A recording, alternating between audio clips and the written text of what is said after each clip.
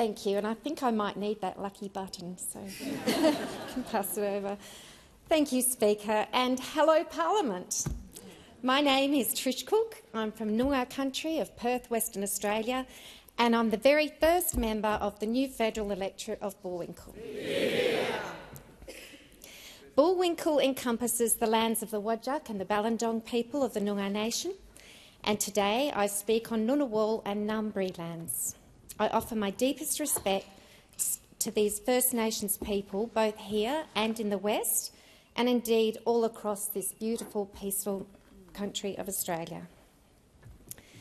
Speaker, 1 year ago I sat in the visitors' gallery of the chamber watching Question Time with curiosity and interest. I was here as part of my role as Deputy Shire President of the Shire of Mundaring, from the Perth Hills, where I'm deeply involved in a community as a volunteer as well as a councillor. For the previous 3 years, I had watched with gratitude as the Albanese Labor government had steered Australia into a more secure, progressive society and reinstated the Labor values of fairness, equity, workers' rights, climate change action and public education, cornerstones of a healthy society that had been purposely neglected by the previous Conservative government for over a decade. I had seen the Labor government over-deliver on your 2022 election commitment to provide 50 Medicare urgent care clinics around the country, impressively delivering 87 clinics. This improvement of accessible urgent health care reduces the pressure on emergency departments and the daily lists of general practice, both of which I have worked in. As I watched the frank exchanges and robust debates of the progressive legislation occurring in Question Time, I simply had the idea that I could be part of the democratic process at the federal level, with my 8 years of service as a councillor in local government serving as the foundation.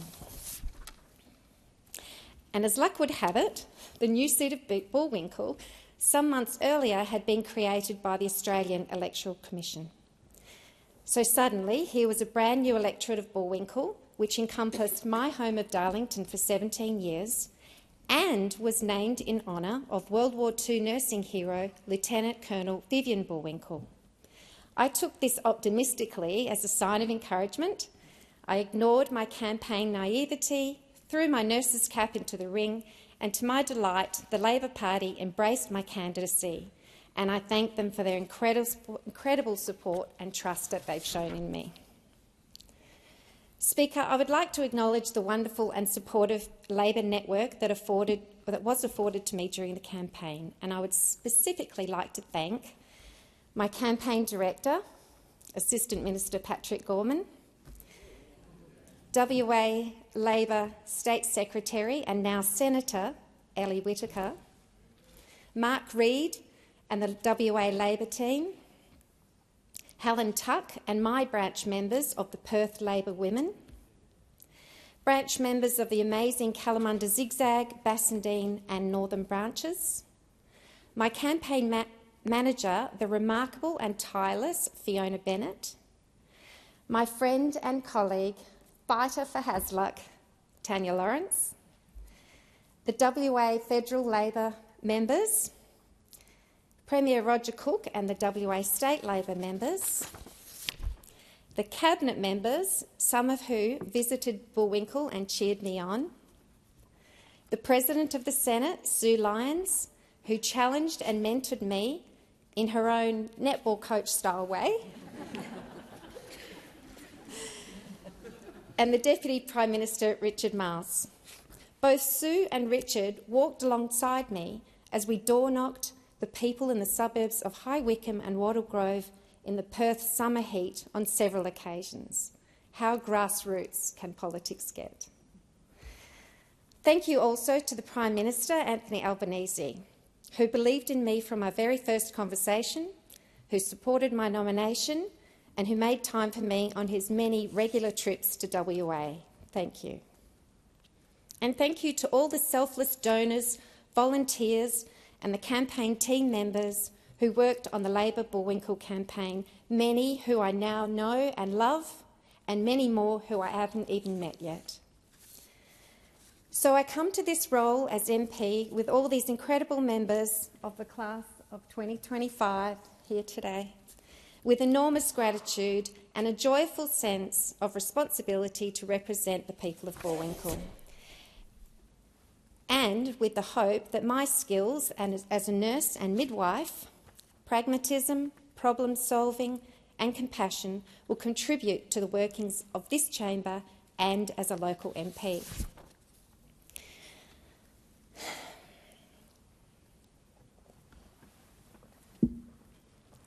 Speaker, my life can be summed up in the following numbers.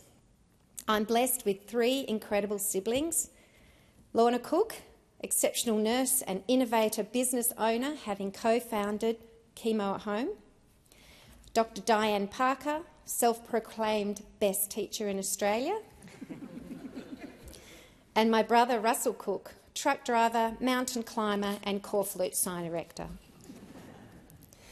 I have one life partner, Greg, whose compassion, integrity and high personal ethics have raised my own standards. One deeply thoughtful and gentle, kind daughter, Grace, who is here today. One loving, slightly unpredictable Kelpie cross, Coco, who is not here today. And one loving, stable, extended family of sister-in-laws, nieces and nephews. Another number, 10, because I'm the 10th nurse to be in Parliament. 4, because I'm the 4th midwife to be in Parliament. And number 6, my position on the softball diamond. Speaker, I come to this Parliament as a nurse, a midwife, an OC health and safety consultant, a small business owner, a community volunteer, a Shire councillor and a PhD candidate, and now, of course, a legislator. The first half of my career was as a remote area nurse and midwife in the Pilbara and Kimberley regions of my beautiful home state of WA.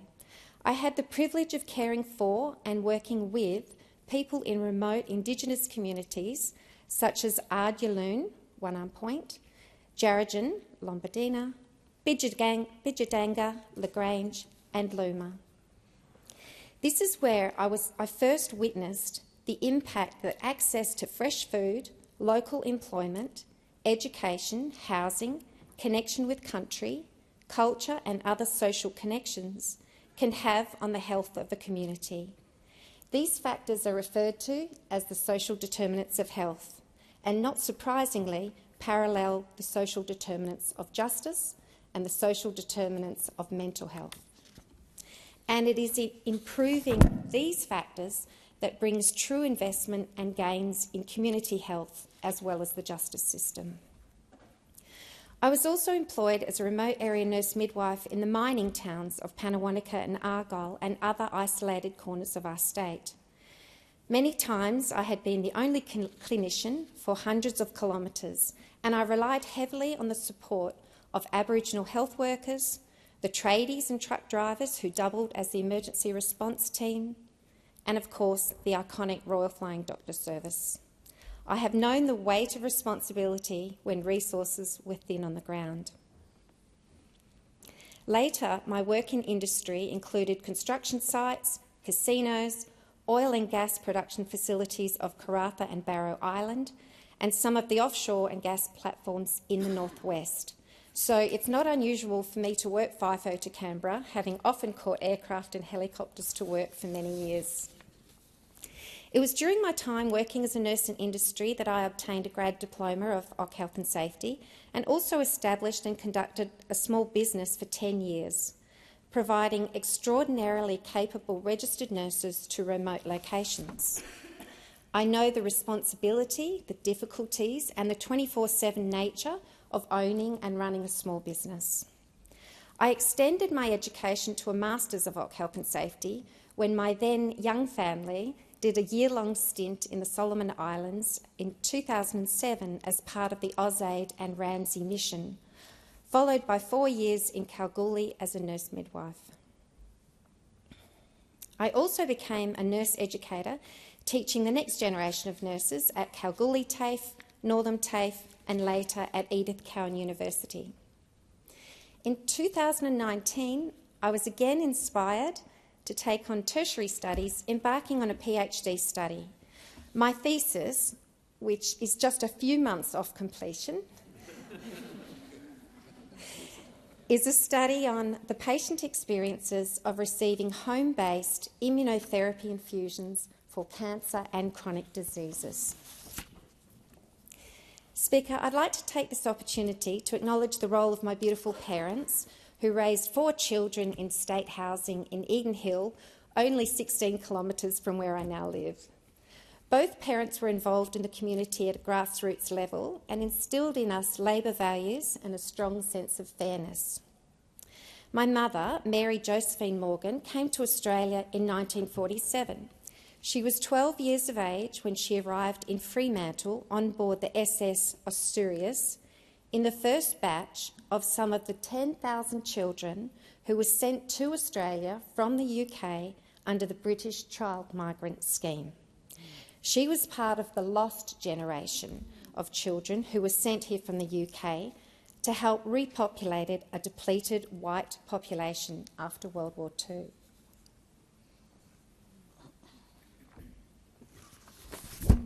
Despite being institutionalised, having a limited education and enduring the trauma of a life in an orphanage, she chose a career in nursing. She cared about people, and I proudly followed in her footsteps in becoming a nurse. In 2009, in this very chamber, Prime Minister Kevin Rudd apologised to the child migrants. And while my mother did not live to see the apology, I would like, in this chamber today, to acknowledge all the British child migrants and their contribution to Australia. I would especially like to acknowledge my Auntie Dillis, Bud, Nee Winter, who is in the gallery today for my parliamentary speech. My father, Terence Joseph Cook, whose ancestor was transported to Australia as a convict from England, and whose own father was a decorated World War I veteran, was a proud and courageous defender of the working class roots, of his working class roots. He first began advocating for people who were being exploited when he became the voice for the Polish migrant workers who were silenced by their language barrier when working on the Tasmanian hydroelectric scheme in the 1950s.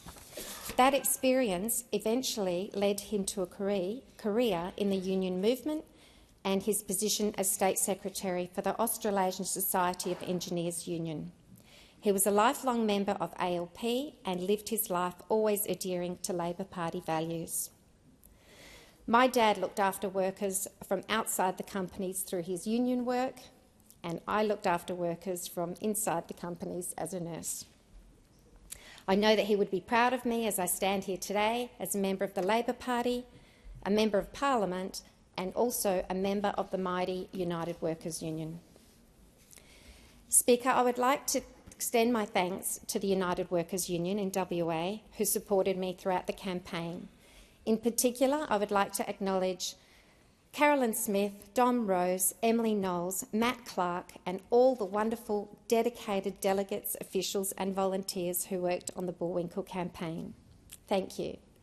I would also like to thank the TWU, RBTU, the ASU, Unions WA and the broad union movement.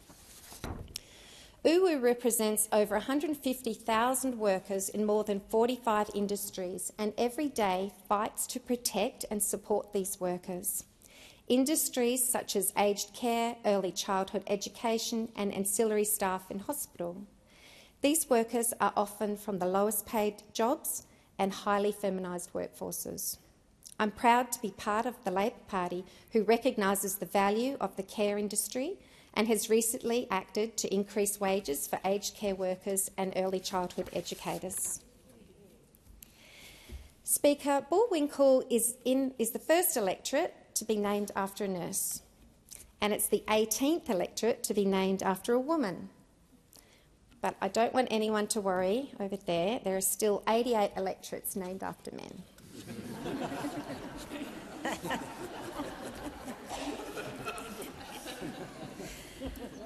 Bullwinkel is the fourth largest electorate in WA, and it consists of the foothills, the hills and the rural portion of the Western Wheat Belt.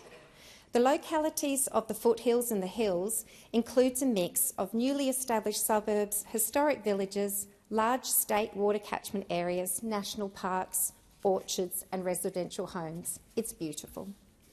The rural area of Bullwinkel consists of 4 historic wheatbelt towns, Beverley, Toodyay, York, and the larger of the 4, Northam, home of WA hot air ballooning. As well as the townspeople, these rural communities include passionate farmers who produce our food and our agricultural exports. They see the ever-changing impact of climate change, and while they have thankfully and recently got their barley markets back, they are still transitioning to the ban on live sheep export by sea. All 3 areas of Bullwinkel, the foothills, hills and rural areas, boast amazing communities along with stunning natural but sensitive and bushfire-prone environments. I look forward to working closely with the 9 local governments across Bullwinkel to deliver improvements in line with their community's strategic plans, as well as our Labor Party commitments.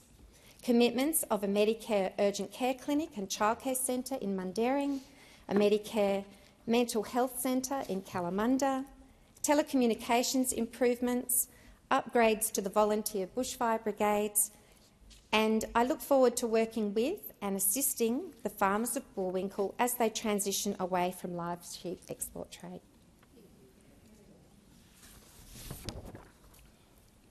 Speaker, the name of Bullwinkel carries significant historical weight and a powerful legacy.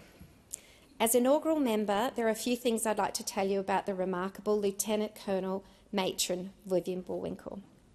In 1942, Vivian was one of 65 Australian nurses who fled Singapore in response to the Japanese invasion in World War II. After surviving a bombing at sea of the Vinebrook ship, she and her colleagues surrendered only to face atrocity.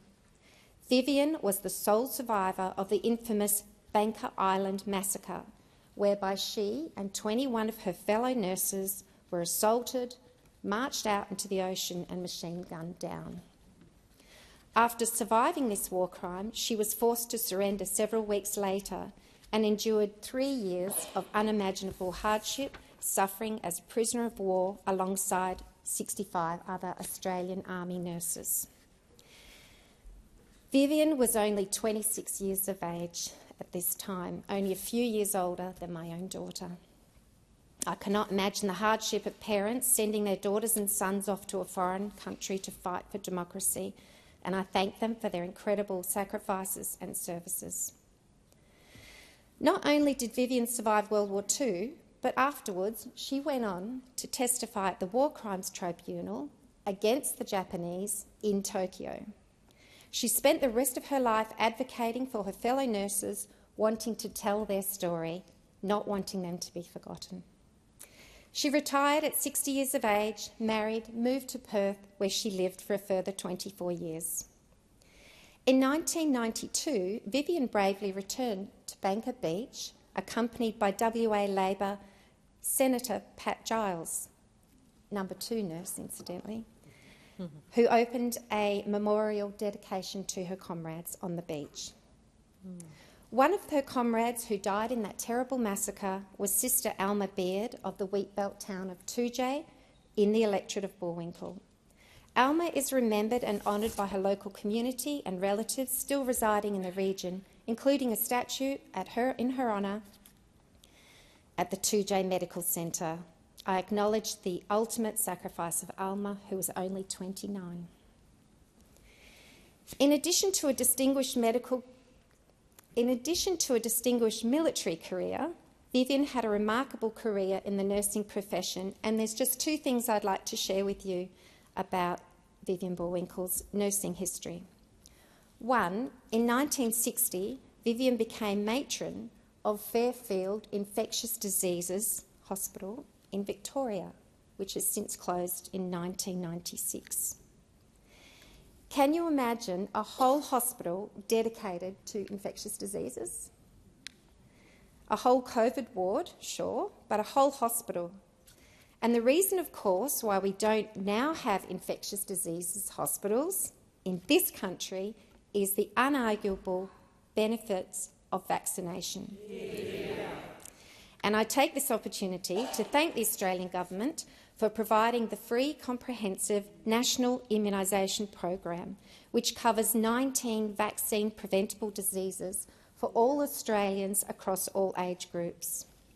I have administered vaccinations for the past 40 years and agree with the position statement of the Australian College of Nursing and the Australian Medical Association that vaccination is the #1 best health dollar spent in this country.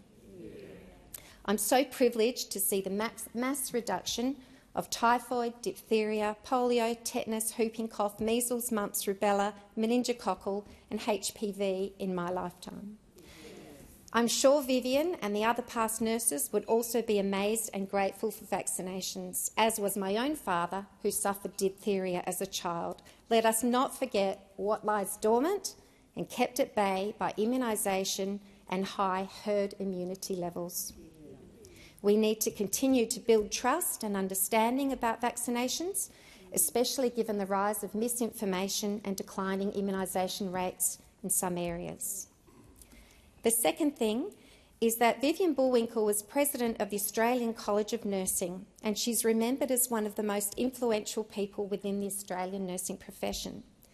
Vivian helped elevate the standard of Australian nurses by transferring training of nurses from hospital-based training to the tertiary trained profession that it is today, equal to other allied health professions. At the time of my training, young trainee hospital-trained nurses worked in a role that was considered a vocation, where men were doctors and women were expected to do the role of the carer for the love of it. And of course, the wages and conditions reflected that attitude. I know, having completed both hospital-based training as a nurse and midwife at St John of God Hospital in Subiaco in the 80s, and followed by a university degree of Bachelor of Health Science in the 90s. Nursing remains a highly feminised workforce, and the Labor government's recent commitment to paid prac recognises the contribution of students, mostly women, who juggle study, clinical practice, part-time jobs and family, all while learning to care for us. And I note this policy has been extended to student teachers and social workers, both equally deserving of financial support. Speaker, I have come full circle from my hospital training in the corridors of a hospital to the corridors of this House. The professions of nursing and politics both require great commitment, honesty and a great sense of wanting to help people and communities. As a nurse midwife, I have cared and advocated for patients when they drew their first and last breath and everything in between. As a volunteer, I've cared and advocated for my wonderful and supportive community of Darlington by leading projects such as the local skate park extension, the construction of a pump track, a well-loved and well-used community garden, and the environmental restoration of our local wetlands and a native bush triangle area. As a Shire Councillor for the Shire of Mundaring for 8 years, I have supported community projects such as the construction of the Boyer Library and the Mundaring Sports Arena. And as a federal Labor member, I pledge to care and advocate for the fair and equitable allocation of resources to target the social determinants of health, the factors which will improve life for those in Bullwinkel and for all Australians. Thank you.